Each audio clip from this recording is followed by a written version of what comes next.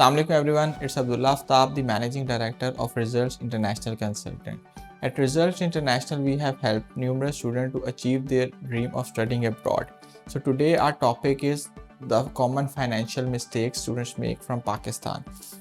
मैं आपको थोड़ा सा बेसिकली इंट्रोडक्शन बता देता हूँ। पाकिस्तान में लोगों के पास लैक ऑफ फंड्स नहीं है, लोगों के पास फंड्स भी अवेलेबल हैं, उनकी इनकम भी है। The issue is how to manage your funds.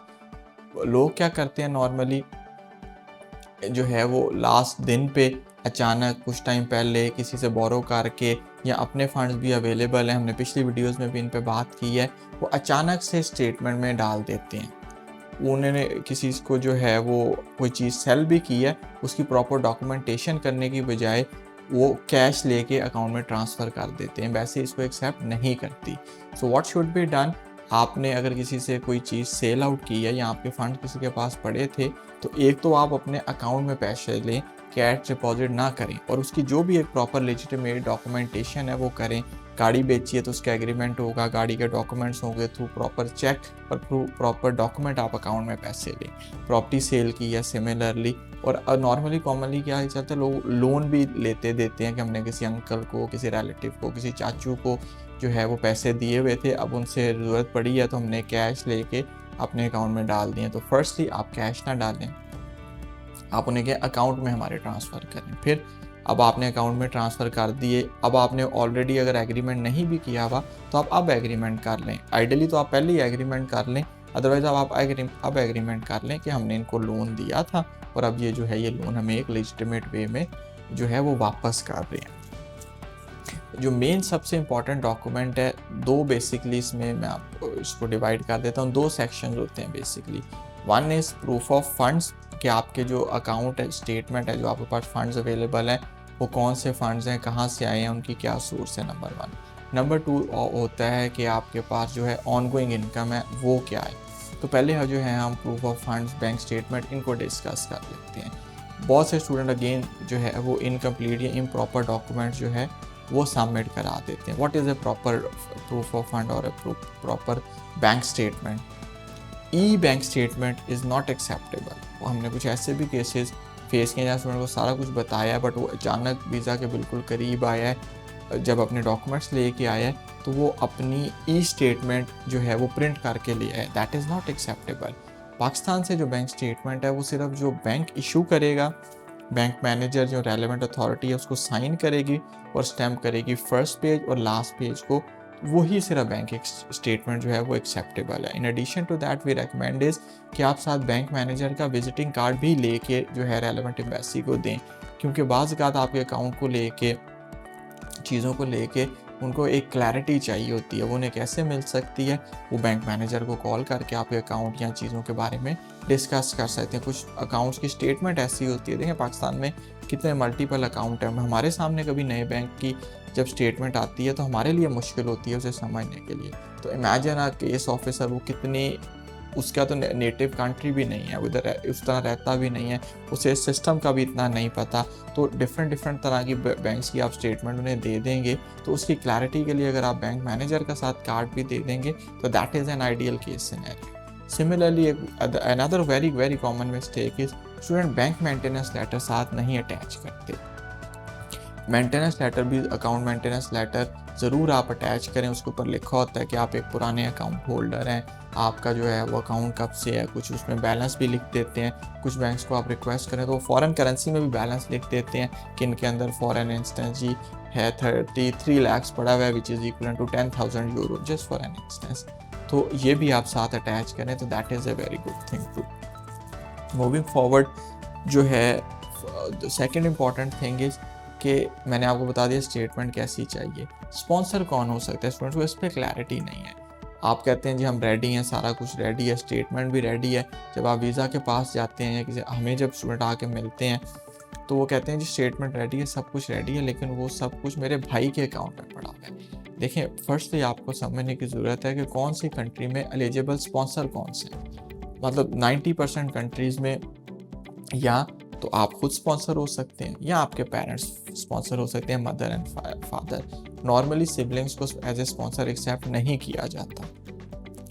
और आप देखें तो जनरल प्रैक्टिस भी ये है, कोई आपके भाई हैं, बहन है, तो उनकी एक अपनी लाइफ है, मैरिड हैं तो उनके अपने बच्चे हैं, उनका एक अपना सिस्टम है, तो वो ये समझते हैं। पाकिस्तान में भी, ग्लोबली भी सिबलिंग्स को नॉर्मली स्पॉन्सर नहीं कंसिडर किया जाता। कुछ कंट्रीज हैं जैसे ऑस्ट्रेलिया है, वो सिबलिंग्स को एज ए स्पॉन्सर कंसिडर करती है, तो उसमें आप उसको कर सकते हैं। तो फर्स्ट चीज़ समझें आपका स्पॉन्सर कौन है। सिमिलरली कुछ कंट्रीज में ग्रैंड पेरेंट्स को भी आप स्पॉन्सर कर सकते हैं, मतलब ग्रैंड पेरेंट भी आपको स्पॉन्सर कर सकते हैं। एंड कंट्रीज लाइक यूएस, उसमें कोई रिस्ट्रिक्शन नहीं है, कोई भी बंदा किसी को भी स्पॉन्सर कर सकता है। आपका कोई भी रिलेटिव पाकिस्तान में है, यूएस में है, कहीं पे भी है, कोई जानने वाला, but again not ideally justifiable, क्योंकि उसको आपको स्पॉन्सर के लिए अपनी बैंक स्टेटमेंट तो दे देगा, लेकिन आप केस ऑफिसर को जस्टिफाई कैसे करेंगे कि ये बैंक स्टेटमेंट जो है वो आपको क्यों दे रहे हैं, या वो उसने सिर्फ प्रोसेस के लिए दिखाने के लिए नहीं दी, वो एक्चुअली में फंड्स भी पे करेगा।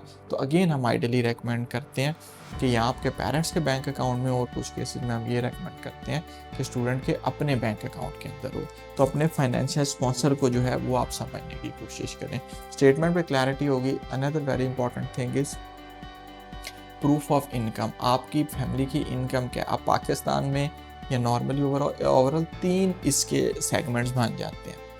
नंबर 1 इज़ आपकी एक्चुअल इनकम क्या है। फॉर एन इंस्टेंस एक बंदे की इनकम है 5 लाख है, अकाउंट में कितनी आ रही है, अकाउंट में आ रही है 2 लाख, और उसने टैक्स रिटर्न में कितनी डिक्लेयर की हुई है, उसमें की हुई है 1.5 lakh. So that is the big issue in Pakistan.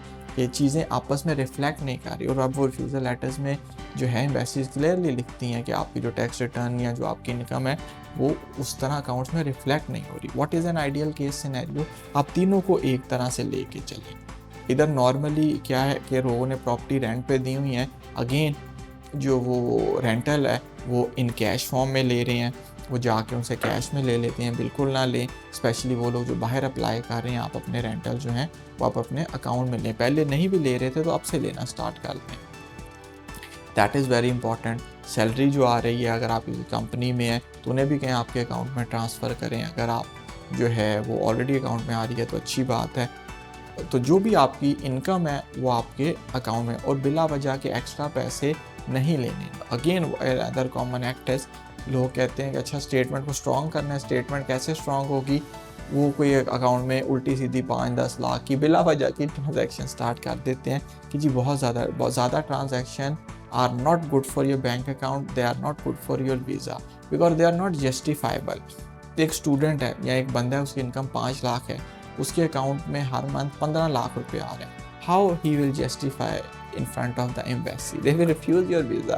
कि आप कह रहे हैं आपकी इनकम 5 लाख है, आपके अकाउंट में 15 लाख आ रहे हैं, वो किस चीज़ का आ रहा है। दुनिया में इकोनॉमी में बहुत चेक्स हैं, ये आपकी जो रेगुलेटरी बॉडी है। पाकिस्तान आप देखें अक्सर जो है वो grey list, black list, IMF की रिस्ट्रिक्शन, इन चीज़ों से क्यों गुजारा होता है कि यहाँ हमारे उतनी इकोनॉमी स्ट्रीमलाइन नहीं है, लेकिन दुनिया में इकोनॉमी बहुत स्ट्रीमलाइन है।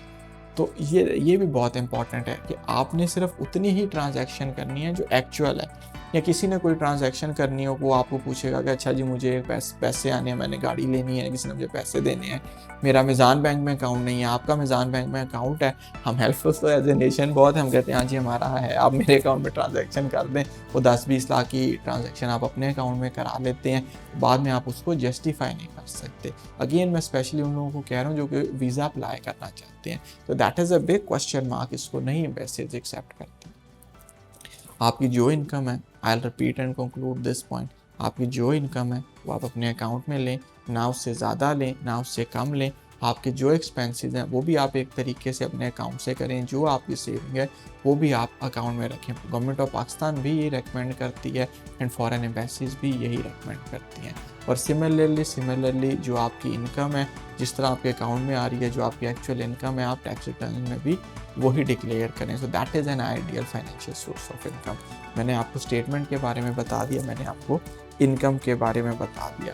तो these are the common major points जो कि हम फाइनेंसिस में डिस्कस करते हैं। इसके अलावा भी छोटे मोटे पॉइंट्स हो सकते हैं, वो again depending on the case. या आपको कोई ऐसा क्वेश्चन है, क्वेरी, आप नीचे कमेंट में कह सकते हैं कि मेरा ये क्वेश्चन है, क्वेरी है, वो मेरी टीम मुझ तक लेके आएगी, मैं खुद एड्रेस करेंगे। और अगर आप अपना कॉन्टैक्ट डिटेल शेयर कर दें तो हम आपको कॉन्टैक्ट करके रिस्पॉन्ड भी करेंगे अगर आप कोई फाइनेंसिस में डिफ़िकल्टी फेस कर रहे हैं। So now moving forward, how you can overcome this issue? You can overcome this issue by applying through Results International Consultant.